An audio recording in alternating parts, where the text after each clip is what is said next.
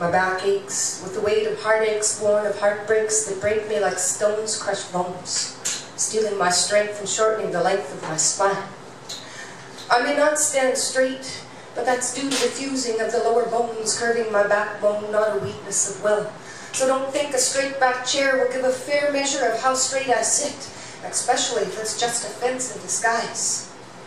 I'd rather tear it down than straddle at the height where I stand, even if I don't stand tall.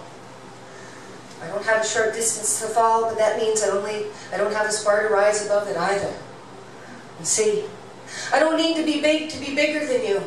And the only backbone I need to show was the tattoo of scars in my heart, cradled like a babe in a crib, and the cage of my ribs, anchored to the vertebral stepping stones of my backbone rising from my pelvic girdle, the way a tree rises from its roots.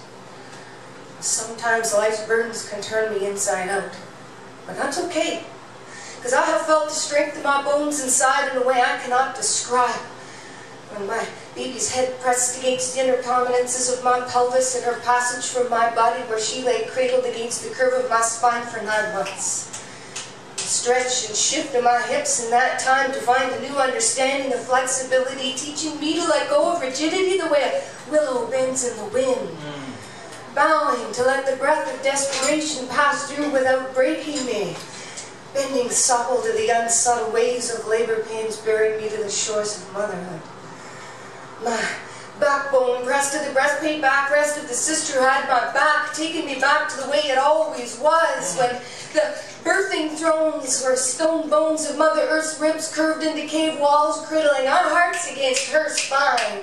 Her exhalations waked the rock to talk, and whispers of sisters' cries echoing through time with mine as I stood with my back against that wall, so I wouldn't fall from the grace of the energy climbing my serpentine spine like a stairway to heaven. Its open gates waited with my widespread legs, like for an angel to pass through in glory. Her spine pressed and passing against the tail of mine is a story as old as time and as strong as mother's backbone, rising in ridges like the ones running down my back, tracking back to the stone bones that birthed my greatest grandmothers before me.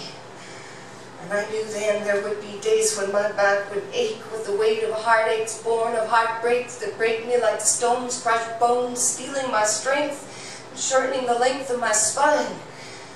But the measure of my backbone isn't in the count of bones in my back or straightness of their track beneath my skin, because the strongest and tallest I've ever stood is laying down to motherhood, my newborn babe at my breast.